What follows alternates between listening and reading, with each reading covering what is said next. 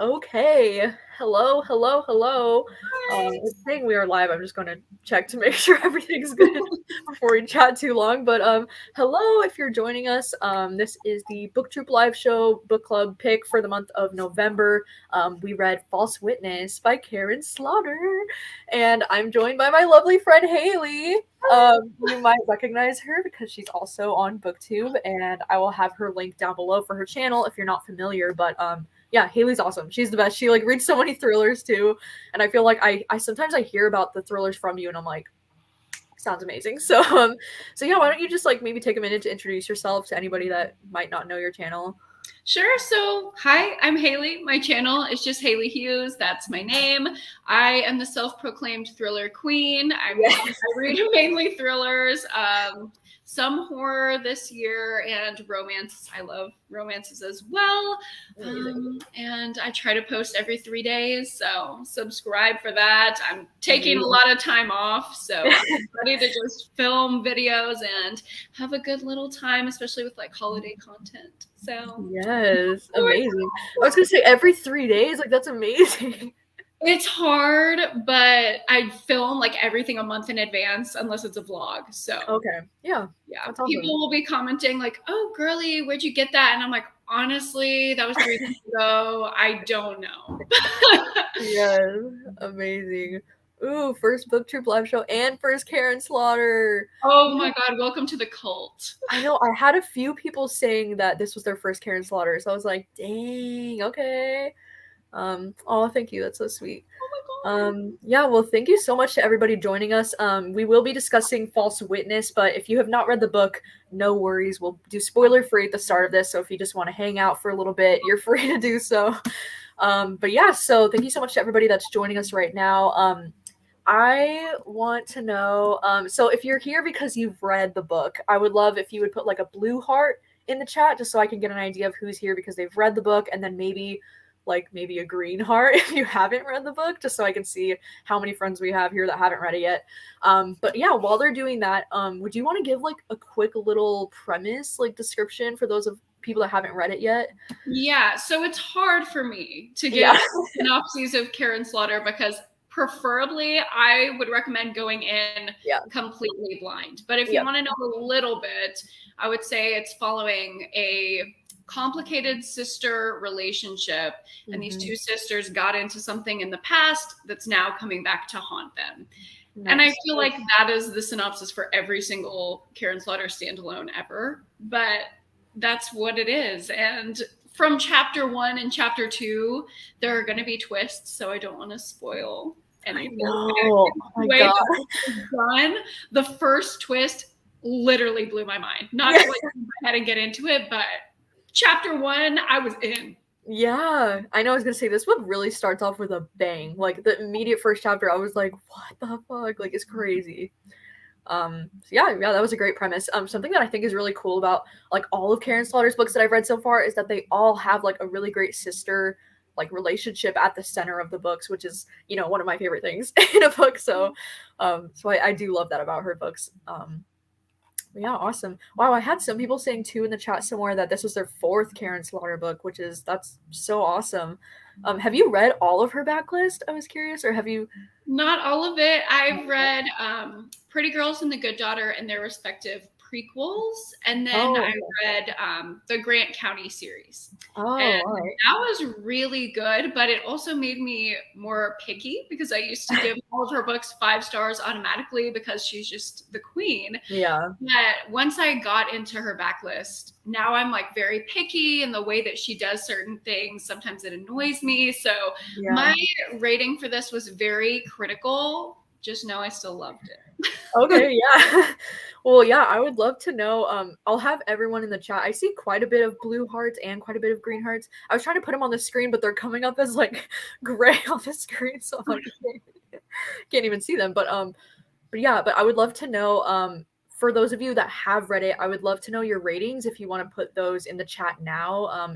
What did you rate it out of 5? I did see a lot of really good responses, at least on my Instagram. Like a lot of people were saying this is their favorite booktube pick of the year and things like that. So like I'm really hyped that it seems like a lot, like so far from what I've seen, it seems like there's been a lot of really positive feedback with this one. But while they're go ahead and putting their ratings in there, I would love to know what you rated it. I feel like I'm so picky now. I gave it 4.5 out of 5 instead of stars. And I know that's like so nitpicky, but Storygraph has made me that way where I will do half and even quarter stars. And I almost gave it a 4.75 and I'm like, no, that's ridiculous. So settled on a 4.5. It just didn't give me the feeling of Pretty Girls, which I'm always chasing that feeling that Pretty Girls gave me, but this was pretty dang close. There were just some things that I couldn't get on board with 100%. Yeah, I can agree with that. I think I'm at like a 4-star with this one. I kind of agree that it didn't give me the same like burning passion 5 stars that I usually like experience with 5-star books and that I experience with Pretty Girls. Like Pretty Girls is just, oh my god, Pretty Girls is something else. But yeah, I thought this one was really well done. I think like the reason why I ended up knocking down a star for me was just because the ending just kind of like there were just some things about the ending that I didn't love. Oh my god, that's crazy because the ending sold it for me. Really? That's what took me from a 4 to a 4.5. But the beginning, I was like not fully on board around like chapter 3, 4, 5. I was like, okay, what is happening with all of the COVID talk? That was a lot of why I couldn't give it a star. It's just so like set in this very specific time in history now that I feel like when you go back and read it as a backlist, maybe it have the same impact. Yeah, that'll be curious to see like if people read this book like 5 or even 10 years in the future, like how it would be different, like if there would be like a little bit of a disconnect there, or you know, maybe if they also did live through the COVID times, obviously maybe they would, you know, it'd bring back some memories. Maybe, I don't know. It brought back some for me. I was reading this and I was like, okay, girl, Karen, this is not fun for me. I don't want to think about being stuck at home and having to hoard toilet paper. This is not a fun time. I agree. I know. I agree with this. Like the ending felt rushed for me. It was like a little bit rushed, but it was also like something about the end that felt a little bit cheesy to me. Like, I don't know, but we can get into those kind of spoilers later. But yeah, as far as the COVID talk, so you mostly didn't enjoy the like COVID aspects of the book, or was it like? Yeah, I mean, I get it. When I read the author's note, that like really solidified why she did that. She talks about like how COVID impacted writers, and I know Lisa Jewell had a similar author's note at the end of what is that book? The Night She Disappeared? Yeah, yep. And I get that. I get that it's like a part of their work and their process as an author. But for me, I don't prefer it. So it just felt like it was overkill. Yeah, I know. That's so interesting because I feel like from what I'm seeing in the comments, it seems like a lot of people are torn whether it was like way too much or they appreciated like how realistic it was. I don't know. I feel like, yeah, because it's so funny because I had 56 Days as one of my picks earlier this year, and that was like a COVID thriller. And I feel like this one actually mentioned COVID way more than 56 Days did. I mean, I don't know. Like 56 Days did do that, but like, I don't know. I feel like it was more realistic in this book. Like, I don't know. But I don't know. Yeah, for me personally, like I didn't mind the COVID talk as much. It kind of like it did make it feel more real to me. And like there was also some things specifically about COVID that were mentioned in this book that I've never seen mentioned ever. And that's like long COVID and like, you know, those like longer symptoms and like things like that I think are, you know, like really important to be mentioned in a way, because I'm like, I don't think people think that that's like a real thing, you know, or like people don't think that that exists. And it's like, I kind of like that she just casually throws it into her thrillers that more, you know, general audiences will read. So it's like, it might encourage them to be like, wait, what is long COVID? Or, you know, something like that. Like, I don't know, like reading about characters that actually had COVID, like that's interesting. Like that was. I can see that because now I'm thinking like, she also mentioned in here, like, oh, I have to go get the second dose of my vaccine or whatever, blah, blah, blah, just so casually. I know. And that was really great representation. And she does that so well. Like when she's talking about rape culture or social justice, or she talks a lot about race and homophobia in her Grant County series, she puts these little social justice pieces in without it feeling like Peter Swanson, every value break. This is for feminism. Like, yes, it in a way that's very natural. And I agree. I definitely agree with that. Yeah, that book, Every Value Break, oh my God, it felt so forced. Right. It's like Peter really wanted to be our feminist king, and Karen really took the throne. So sorry, Peter. Yes. Oh my gosh. Yeah, I saw this comment kind of a lot too. Is like main reason I DNF'd was because of the COVID talk. Like I know, like especially like it's hard because COVID's still so real and like such a sensitive subject right now. So it is pretty much taking a risk in your book if you're gonna talk about COVID that much right now. Because I know a lot of people are just not wanting to read about that right now. So I completely understand if that's like a reason why you ended up DNFing this book. But I saw a few comments asking about like the violence in this book and if it was as bad or like because like I personally like okay, so for Pretty Girls and The Good Daughter, I thought they were some of the most violent books that I've ever read, and it was like literally so hard to stomach. But this one I feel like is actually the least violent Karen Slaughter I think that I've read so far. Like, would you agree with that? This is the most tame Karen Slaughter I think you can read. It's more like psychologically disturbing, and like thinking about the depravity of the situation is disturbing, but the actual like gore and violence, I don't think it's that much. I know, because I mean, not to say that this is like a light book by any means. Like this is definitely still, there's a lot of really tough subjects in this book that are really hard to read about still. But the actual like violence and gore of it isn't nearly as bad, at least for me, as it was for the other ones. Like Pretty Girls is Pretty Girls was pretty intense with the graphic violence and stuff. So if you were kind of put off from reading this because of the graphic violence, I would say maybe give it a shot anyways, just because I don't think it was that bad. Like it wasn't too bad. Oh, that's interesting. For me, this was much more disturbing than Pretty Girls. Wow. Ooh, wow. That's interesting. Well, yeah, so I guess it'll be different for everyone, but I don't know. I just didn't think this one was as bad. But that's interesting. So let's see. Was there anything else we should do spoiler free before we jump into spoilers? Can't think because there's look at my notes. I feel like I might have, I don't think this is necessarily a spoiler, but there's a lot of talk of addiction and drug abuse and substance abuse in this book. And for me, I'm a therapist, for those who don't know. That was really hard for me to read because it's something that I do all day. I see in my work. So when I'm reading and I'm wanting to escape that, I mean, I feel like my therapist brain was kicking in. So I don't know if there's any other like mental health professionals that felt the same way. It was just really hard to get through, particularly for me. And I choose to not read a lot of books about addiction for that reason, because it's so prevalent in my work.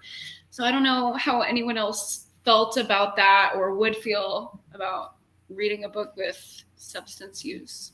Yeah, I know. I was going to say, I mean, with this comment, like I can see how it could be more disturbing depending on your trigger warnings because this book, I mean, not only the substance abuse, but also like the, it's like underage girls being sexually assaulted or, like even worse. It's just, there's a lot of trigger warnings in regards to like those things. So like, I could see how this book might be a little bit darker depending on those certain triggering topics, for sure. But that's really interesting that you said that. I don't know if we have any other mental health professionals like watching right now, but that's oof.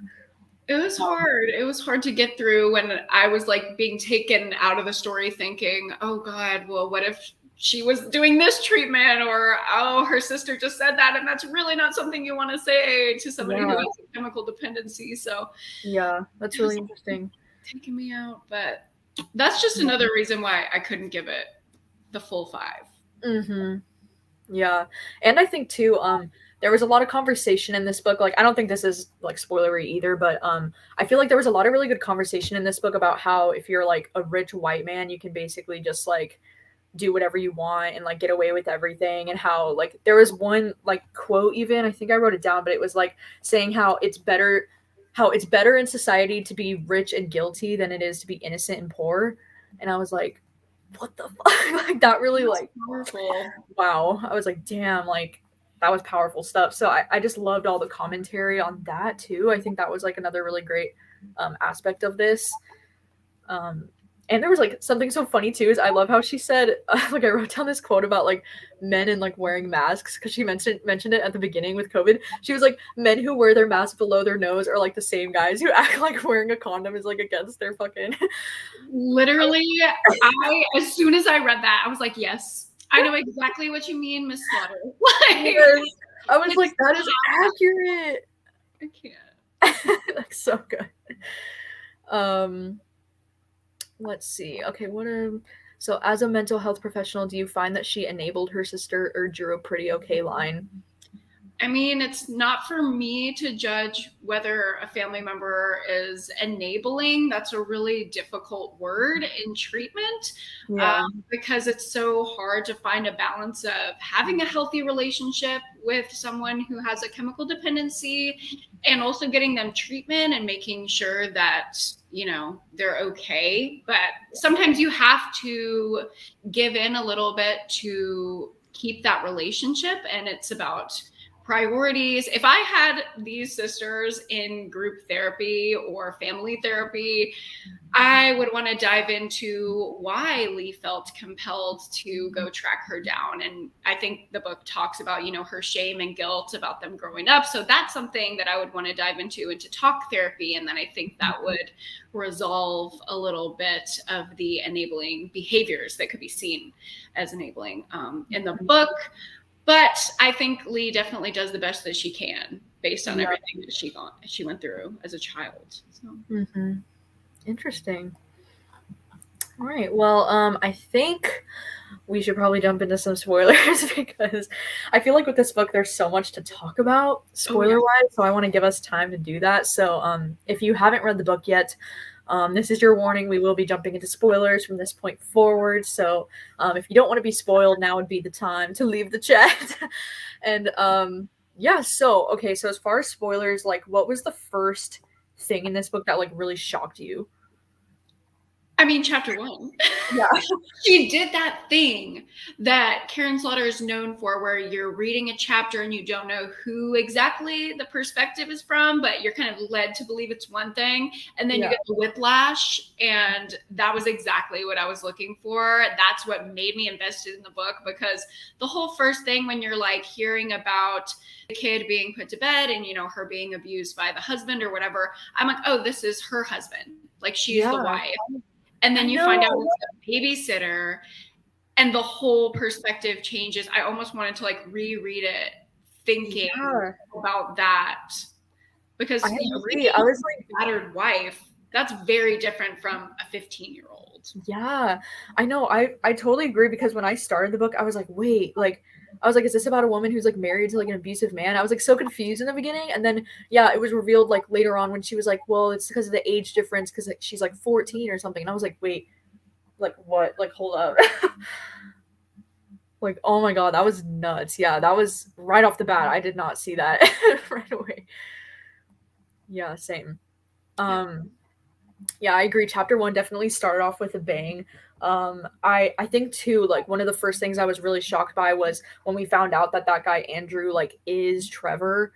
Because, you know, it was kind of like just saying that this guy, oh, Andrew, he's like, he is being accused of these things and he wants you to represent him. But then she was trying to figure out like why, you know, like why would he want her, like, and stuff. And then it's finally revealed like, oh, he's Trevor. And then they start to think like maybe he knew about like what happened and stuff. And I'm like, that's just that whole thing was nuts. I did not know how that was going to play out, because I was thinking there's no way that this man is Trevor, but he has to be connected to the situation in some way. Yeah. So in my brain, I'm like trying to do these intricate webs of like, could this be that guy's long lost son, or the wife had some son somewhere? But then it was literally Trevor. Like, that I know. That's what I mean. Like, I usually like, I always say like one of my least favorite tropes in thrillers is like a black male kind of trope. Like, I don't know why, I never tend to like thrillers where like the main thrilling thing happening is that somebody's like blackmailing someone or somebody's like trying to get revenge on someone. Like, I just find it to be kind of boring. So, but I was kind of surprised by how much I did enjoy this book still, even with that trope being like the main thing kind of happening in this, just because I thought the setup for it was so well and so like unique in a way. Like, I like how it was revealed that like he had like stabbed the 3 victims in like the same spot on the thigh where like his dad was killed, and I was like, oh shit, like he's like letting them know that he knows, you know. Like, oh my god, the way like in the interview room, like he would get alone with Lee and he would like drop those little hints. Those made my skin crawl. He like made some comment about saran wrap. And it was like halfway through the book, and I was like, oh my god, he knows everything. I like threw the book across the room. I'm like, I can't handle this. It was so good. Yeah. I know, I was trying to find somebody who was mentioning that comment, but yeah, it was the plastic wrap comment. That was the one that was like, oh fuck. Like, that's when she really like figured it out, right? Because it was like for a while he was just kind of hinting at it, and then she was literally like, after that one she was like, okay, like he knows. Yeah, I feel like she was kind of trying to talk herself into saying like, oh, I'm just being paranoid, like I'm just crazy, like giving into this narrative that she's just this crazy woman or whatever. And then once she got that confirmation, it was just so validating. Yeah. Obviously it was scary, but it was also like, okay, I'm not imagining this. This is actually happening right now. Well, yeah, and the whole thing of them trying to figure out like how Trevor even knew about what happened with their dad, because they were like, he was a kid and he was asleep and like whatever. And then after them finding out that there was like tapes, like he had recorded it and stuff, I was like, oh my god. I was getting like Pretty Girls flashbacks. I was like, oh my god. I love when she includes anything about like tapes, films, like so just sinister. Yeah, it's really, yeah, that was like, oh my god, like shocking. I know, do you have like a favorite character, like out of some of the characters in this book? Like, are there any that really like stand out to you? I see everyone in the comments talking about Dr. Jerry. I know. That's why I brought it up. He is everything. And the way that Callie thought she was duping him this whole time. Yeah. There's no way. This man is completely out of it. Like, he just really wants to make sure that she's safe and she has a place where she can have some sort of support in society. I know. He was so sweet. Like, I just love the way he was, like, really looking out for her, you know, and, like, wanted the best for her. Like, he was, yeah, so sweet. That's amazing. Everybody's like, yes, Dr. Jerry. I know. There was like a conversation that they had, and at the end, like, oof, I was emotional. Yeah, I was tearing up around all the Dr. Jerry stuff. Well, you kind of knew like he was going through his own journey. I would love a spin-off simply about Dr. Jerry and his journey, like Alzheimer's and all of that. I don't know how you could make that a thriller. I just want more Dr. Jerry content. I love it. Yeah. Interesting. I liked Sydney because she is so unlikable, if that makes any sense. I agree 100%. That scene when Callie and Sydney like went crazy, oh my god, that's one of my favorite Karen Slaughter scenes ever written. I know. I was like, when they were like making out or something, I was like, or no, it was Lee and Sydney, right, that were making out, and I was like, what is happening? I was obsessed. I like literally 2 days before I picked up this book, I was talking to one of my friends, Matt, and I was like, can I please get some gay Karen Slaughter? That is literally all I want. And then there was a gay scene, and I was like, go off, yes. Get your nut, but also you're tricking this hoe. And I know. That's what I mean. I was like, it's all just games. But yeah, that scene, I was like, what is happening? I know, I appreciate this too, that she didn't do the like all men are evil thing. Like, I really liked Walter's character too. I feel like he was one of my favorites because like I feel like so often you'll see when a couple like is split up, they'll have like a really toxic relationship still, or like, you know, they just won't be able to make things work. But I felt like they had a really like, I don't know, like a really good relationship still, even after everything that they've been through. And like the way that Walter responded when she like told him about everything that happened to her, like I loved his response to it, because he was like, he was so like genuinely upset, and then he was just like, you were a victim too, like you were a victim, like, and you know, he just like I just like love the way he handled that because, you know, like you see so often like men will just, I don't know, like either brush it off or like want to blame her or like get mad that she didn't tell him. And, you know, I don't know. It's just like it was all her own journey to go through that. And like for her to open up to him about it was like, you know, I don't know. I loved Walter's character. I have a suspicion about Miss Karen's personal life. I don't know if she is divorced or whatever, and that is not my business.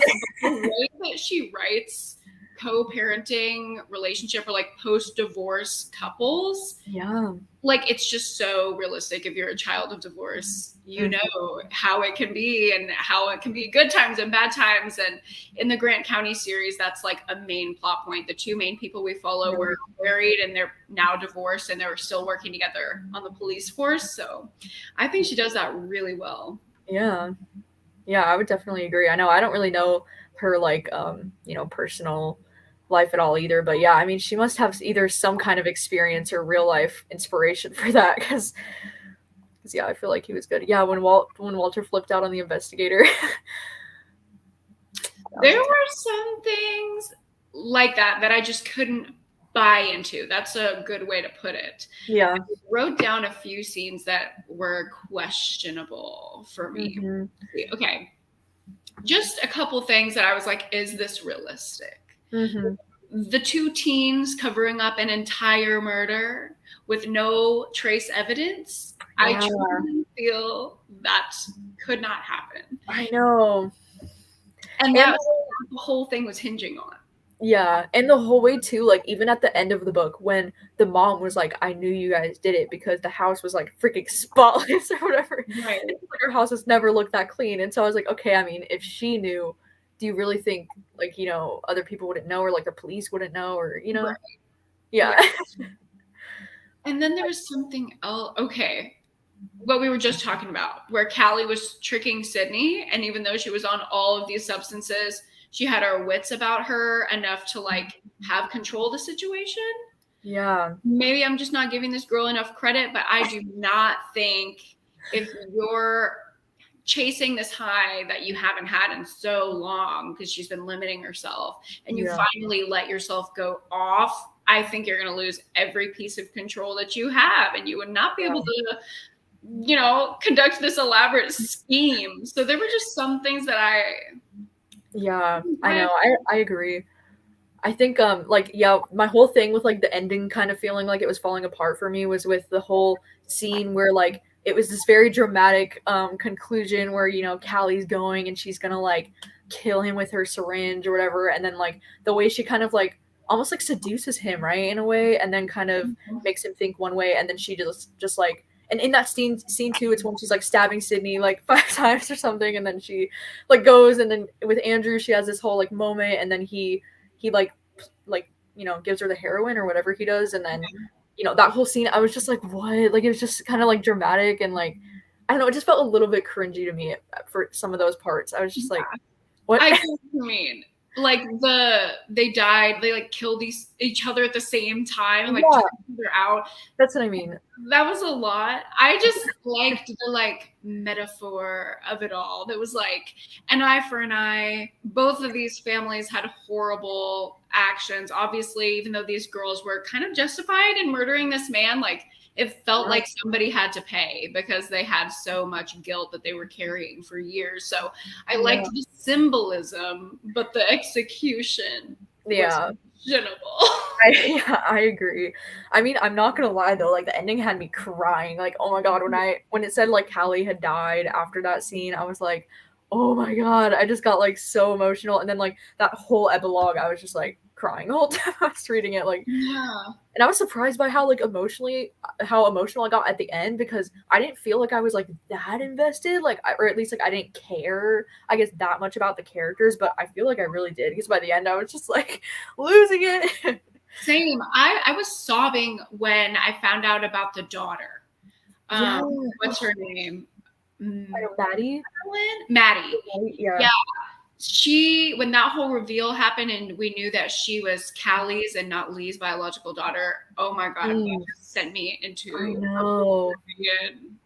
That was a good reveal too. Like I don't know why I didn't see that coming, to be honest. I know, same. Like, I feel like there were many hints dropped, and then it still just caught me by surprise. Yeah, I know. And like the fact that we had that one like almost like flashback chapter, I think, to like 2005 when she was like talking to Walter about how they were like living in Chicago or something, and she got a job in Atlanta and she was gonna have to move, and they were talking about how they didn't want to move or something, and then that was the moment where like Callie just like dropped off the baby or something, and they realized like their lives were gonna change because of that. Like, oh my god, that was wild. And she thought it was a cat. I know. She's obsessed with cats. And then it's like, no, it's not a cat. It's a child. Yeah, that was rough. I was like, damn, oh my god. But also, like, how hard must that have been for like Callie, you know, to like to make like the right decision for her daughter, you know, like, oof, that's so rough. And then having to like not be in her life 100%. Oh, when she shows up to like, what was it? Some kind of like event or like school thing that Maddie had, and she showed up and she was like, oh, Aunt Callie's here, blah blah blah.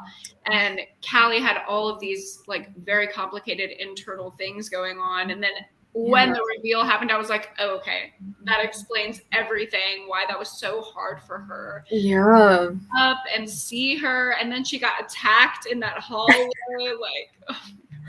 I know, that's what I mean. Like, because just to be in her life still is obviously like it's a good thing, but it also must be so hard for Callie to like, you know, be in her life and not be able to, you know, have that more like motherly relationship with her. Like, I just, oh, that must be tough. Yeah. I see. How did she think it was a cat meow, not a baby? That's funny. That's another thing that it's like, okay, I'm not completely sold, Miss Slaughter. I know, what the heck. Oh yeah, how Andrew said to Callie, Madeline looks so much like you at the soccer game. I don't even remember that. What? Oh my god. Awful. I know. I wonder if he suspected it. Maybe that's why he said that comment. It feels like Andrew somehow knew everything. Yeah, like what? He was the mastermind, and I'm like, no, bro, you were literally 9 years old crawling in the attic. Like, what? Yeah, I'm like, huh? I thought too, this is random, but I thought too that it was really interesting how, you know, she's working as like a defense attorney, and she like when he gets assigned to her, he literally picked her because he's trying to like blackmail her, right, with this like situation. But I thought it was interesting how he was literally like going off and still killing women, right, or like doing whatever he wanted, because he was like, if you don't make me like innocent in this, then I'm gonna release everything on the tapes. And it was like, I felt like it was an interesting twist on the like blackmail trope, because it's like she's being put in a situation where she has to make this man who's super guilty like look innocent somehow, and like he was just making it so hard for her, and I just thought that was really interesting. Like, I loved that because it was like a parallel, and I love diving into Karen Slaughter's symbolism, like the way that she even chose to be a defense attorney. It was almost like she was absolving herself of her own guilt, and him running around and doing worse and worse and worse, and she knows that she can't stop it. It's like representing this situation that's just feeling like it's falling out of her control.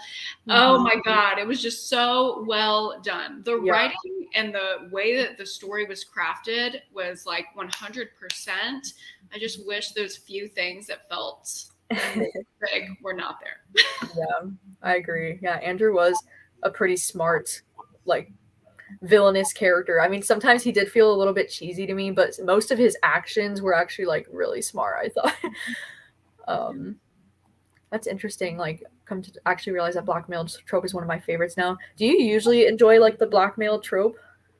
I feel like I'm very wish-washy on it. Like, it depends how it's done. There was that one Sherry Lapina book, and I really liked that because it was like, oh, so many different people are involved in the blackmail. Usually if it's just one person, I'm like you, I'll be like, ew, this is boring. Am I reading this for? But I feel like this had so many more layers that it kept my attention.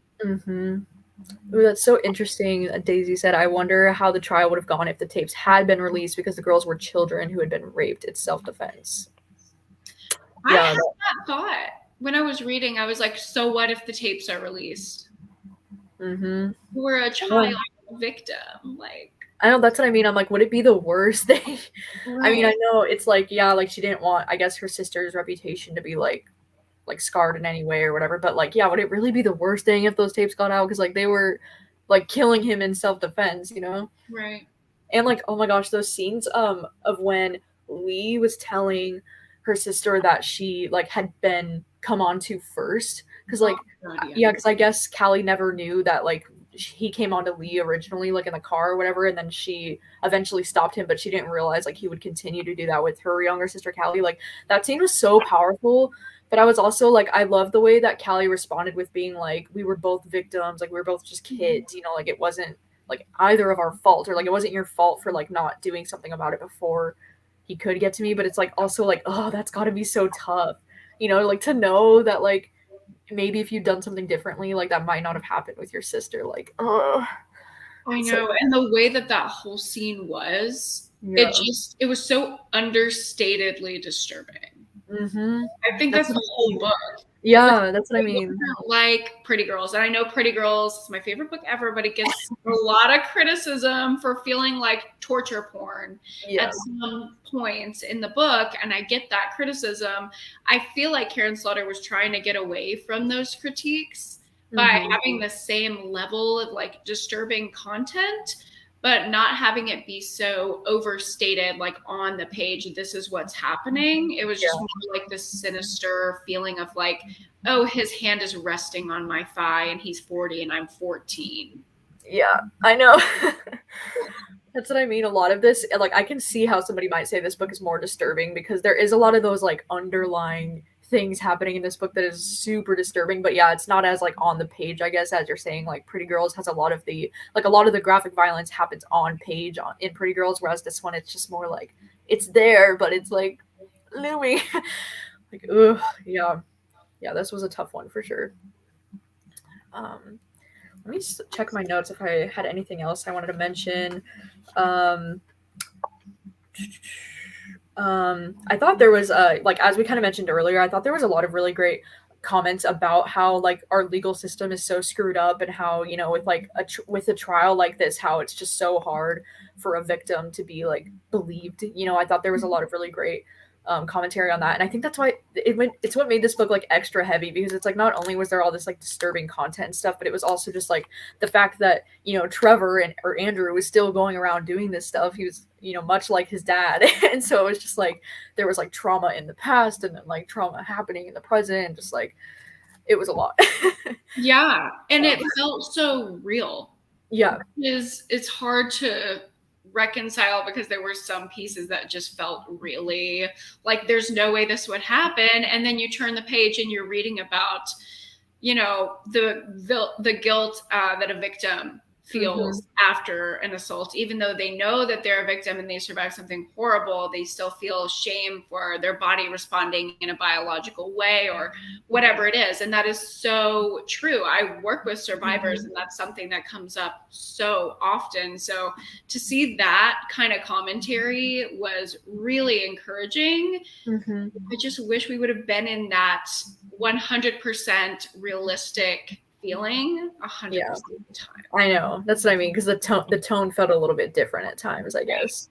Yeah, it was exactly that. The tone would shift from like this very fantastical, almost like mystery where it didn't feel like you had to 100% buy into it. It was almost like Agatha Christie, like, oh, and then the girls just cleaned up the murder scene. Poof.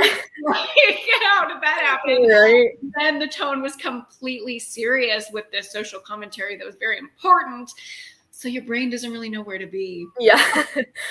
I agree. I know I saw this one comment that said this, and I don't know what that phobia is. I don't either, actually. So I'm curious to see, or yeah, if you'd want to comment, Kelly, why. It was hard. I don't know what that phobia is. It says it's a fear of vomiting. Oh. I guess, yeah, because Lee had to pull over to vomit at one point, and I remember that happening. I was like disgusted. Oh, really? I don't remember that. Huh.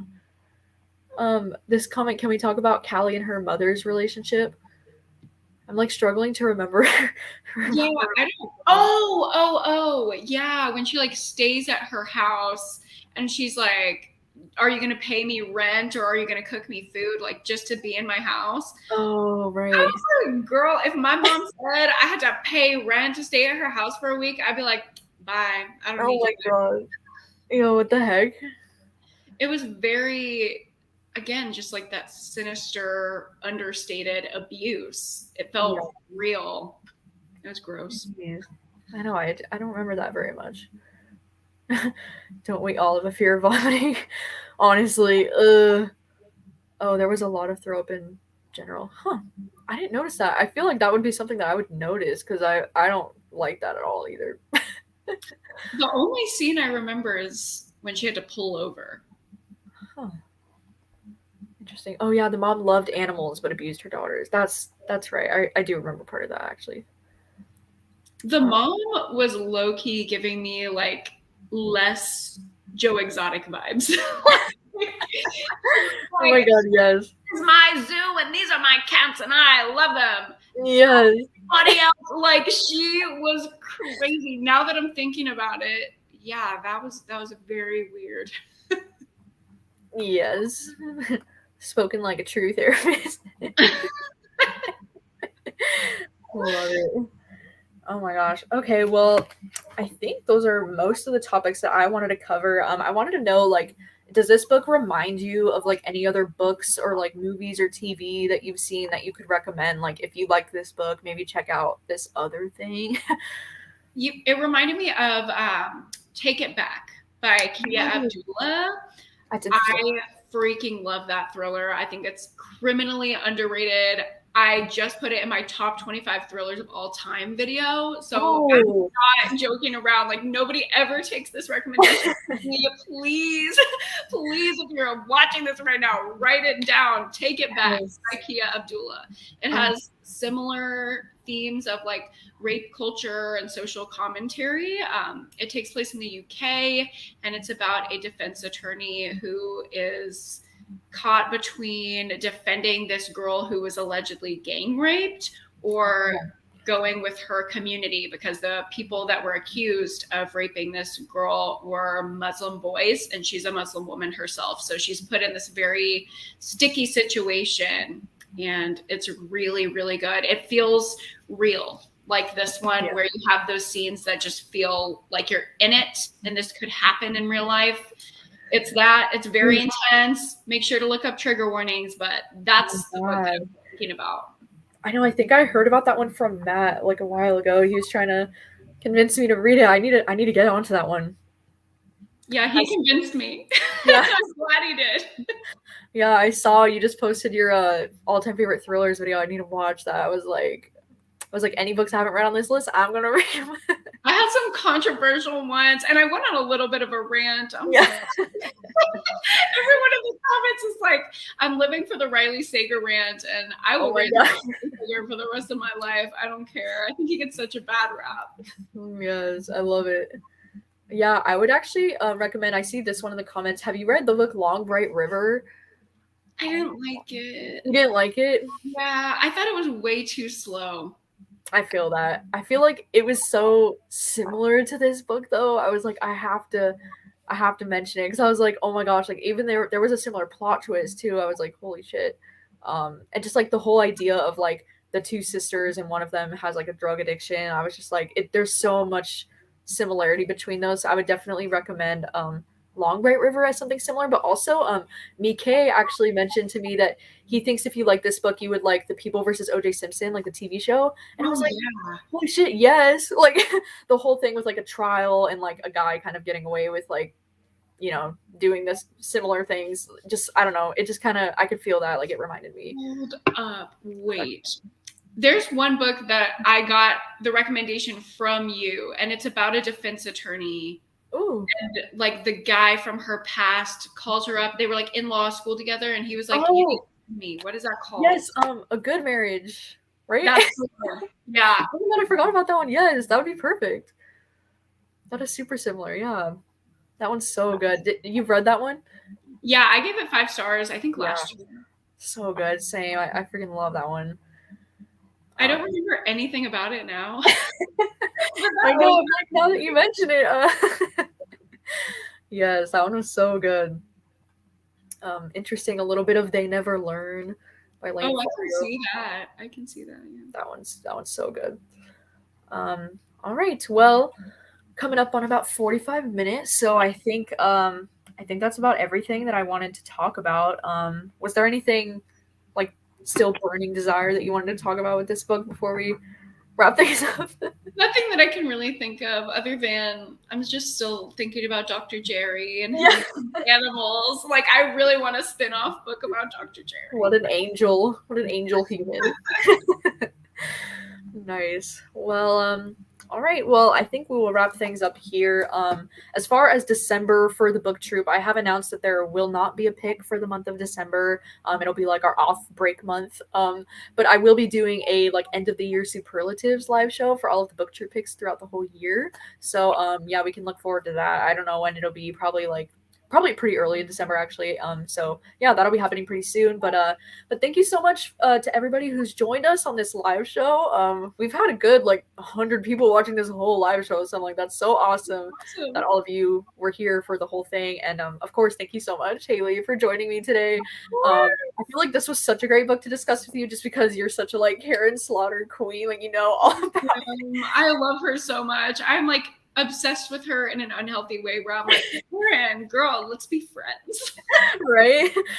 Amazing. I'm so glad that it ended up working out good for you, that you enjoyed this one. So yeah, so thank you guys so much for watching, and yeah, we will see you very soon. We'll